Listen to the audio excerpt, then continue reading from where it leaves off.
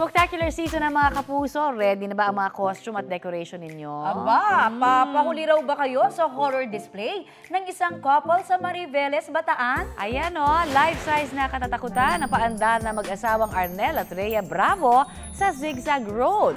May kabaon at scaring creatures na gumagalaw pa ang ilaw. Tradisyon na raw nila yan bilang pa-trick or treat sa mga bata. DIY o gawa mismo ng mag-asawa yan gamit ang recycled materials at katakot-takot na creativity. Wow na wow!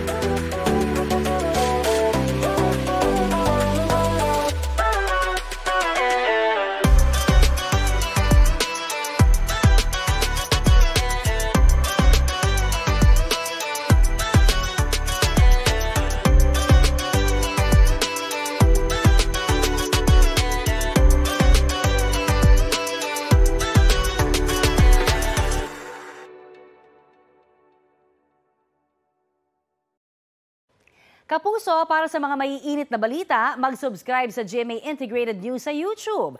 Sa mga kapuso naman abroad, subaybayan nyo kami sa GMA Pinoy TV at sa www.gmanews.tv.